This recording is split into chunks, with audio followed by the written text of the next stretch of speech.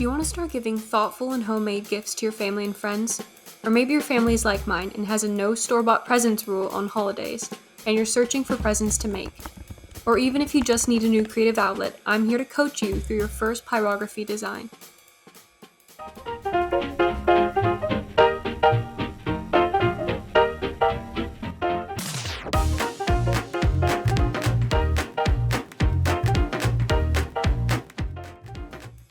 Pyrography is a Greek word, pyro meaning fire and graphy meaning drawing. It's a fire drawing. To make these wood-burn designs, you'll need light wood that is soft and has a smooth surface. Pine, aspen, birch, basswood, or poplar are great options. You can buy wood pieces at your local craft store or online. Today I'll be using a wood square that's 4 inches by 4 inches and 1/8 of an inch thick. But maybe you want to go rustic with a wood slice or use another wooden item at home. Use anything you can think of that doesn't already have a finish. Next, decide on your design. Today I'll burn a tree on one side and the logo for the All-American High School Film Festival on the other. If you want to freehand your design, feel free to. I prefer to have an outline to go from, and will find an image online. Start simple with a pattern that can easily be made black and white and doesn't have small details. If you choose to find a design online, make sure the design is the right dimensions for your wood and print it out. If you're printing your design, you'll also need carbon paper and a tracing tool. Place the carbon paper on top of the wood with the shiny carbon side touching the wood and the lighter side facing up. Next, place your design on top of the carbon paper. It's helpful to tape the carbon paper and design to the wood so you don't accidentally move it. Use the tracing tool to draw the outline of the design onto the wood.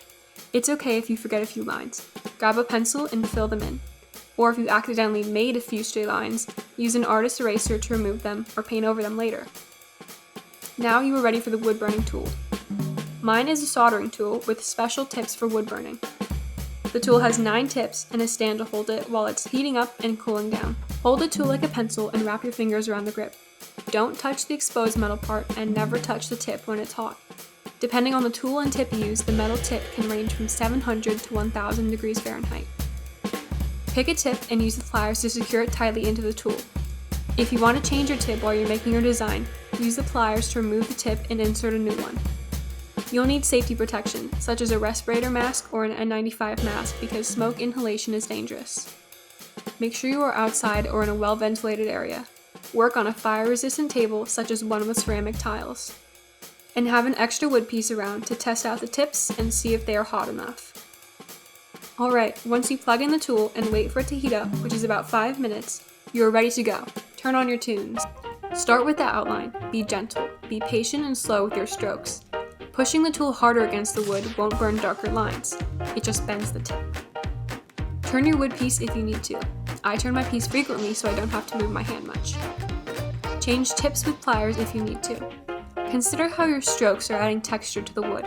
Small horizontal lines like I'm burning here will create a rough texture and look more interesting.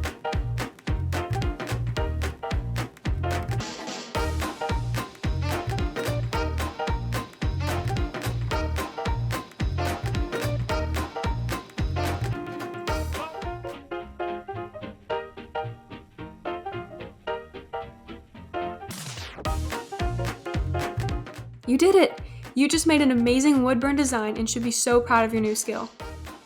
To finish up, consider giving your piece some color. You can paint your piece. I used acrylic paint on mine, and you can even go over the burnt parts with watercolor pencils or stain it afterwards. Remember, this is your creativity and your artwork. Do what works for you. You've got this.